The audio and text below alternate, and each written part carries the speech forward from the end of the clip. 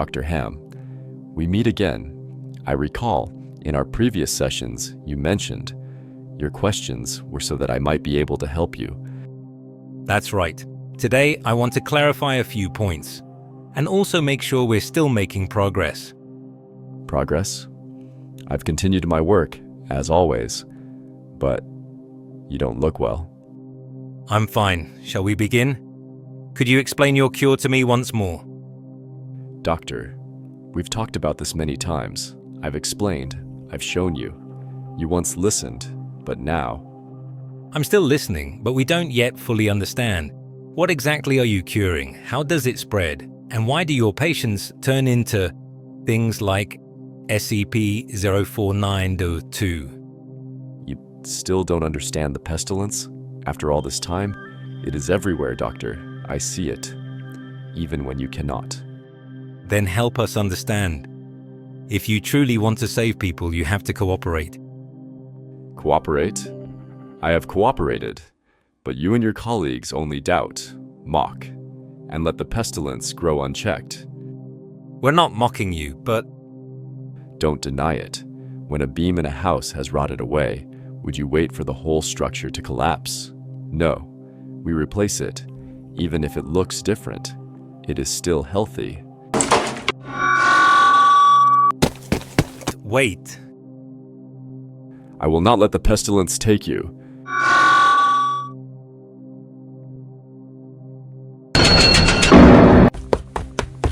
Oh God, Dr. Hamm. Central, reporting. Dr. Hamm is deceased, requesting immediate lockdown and quarantine of the area. This is the transcript of the final words spoken by Dr. Hamm, a veteran researcher of the SCP Foundation, following an interview with SCP-049 inside a high-security containment area. The incident was swiftly locked down. Yet what transpired within those walls sparked countless unanswered questions. This was not merely an attack, but a link in a chain of mysterious events surrounding the self-proclaimed Plague Doctor, a figure who claims to hold the cure to a pestilence only he can perceive. Many classified files on SCP-049 remain the subject of fierce debate, even among the O5 Council. Is he nothing more than a fanatical killer? Or a desperate physician waging a hopeless battle against an unseen plague? Join us as we search for the truth. SCP-049 is a humanoid entity, standing approximately 1.9 meters tall, resembling a medieval plague doctor with a long black robe, a hood, and the iconic beaked mask. At first glance, this attire appears to be made of thick fabric and ceramic. But studies have revealed that it is grown from SCP-049's own body, gradually fusing with his skin and tissue over time. X-ray imaging confirms that beneath it all, SCP-049 retains a standard human skeletal structure. He always stands upright, moving with slow, deliberate steps, hands folded neatly within his sleeves. When communicating, SCP-049 speaks in either medieval English or French, his voice deep and articulate, often addressing Foundation personnel with formal titles such as Doctor or Sir. Normally, SCP-049 appears calm, but upon detecting what he refers to as the pestilence, his demeanor shifts abruptly. With a single touch, all biological functions of the victim cease instantly. The cause remains unexplained. He then performs surgery on the corpse, using instruments retrieved from a doctor's bag, whose internal capacity appears far larger than its physical dimensions. The result is the creation of SCP-049-2, former humans stripped of all memory and consciousness, retaining only basic motor skills and a tendency to attack when provoked or commanded by SCP-049. Despite this, he insists they have been cured. But what the Foundation has on record about him goes far beyond descriptions of his appearance or abilities. In classified files, his name is tied to incidents that even the O5 Council cannot fully explain. The first case involves an experiment designed to uncover SCP-049's true nature and his deepest desire. The Foundation employed SCP-978, a camera capable of capturing an image of whatever its subject most wishes to see. When the lens was trained on SCP-049, many expected the photograph to reveal him in the middle of dissecting a patient. Instead, the image showed SCP-049 seated on an old wooden bench, holding a young girl tightly in his arms. Behind them stood several SCP-049-2 instances, motionless, their eyes vacant.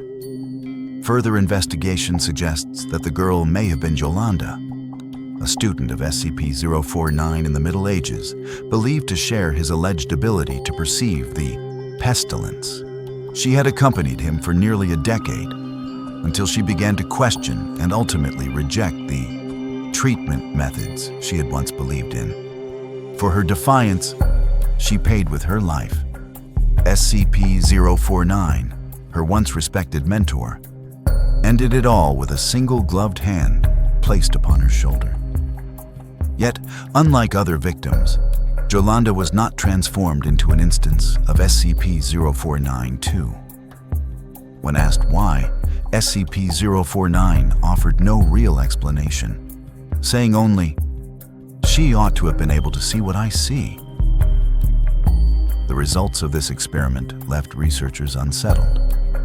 If his true desire was simply to continue studying the Pestilence alongside a trusted student, if he once placed absolute faith in her, then can we still conclude with certainty that he is nothing more than a fanatical killer?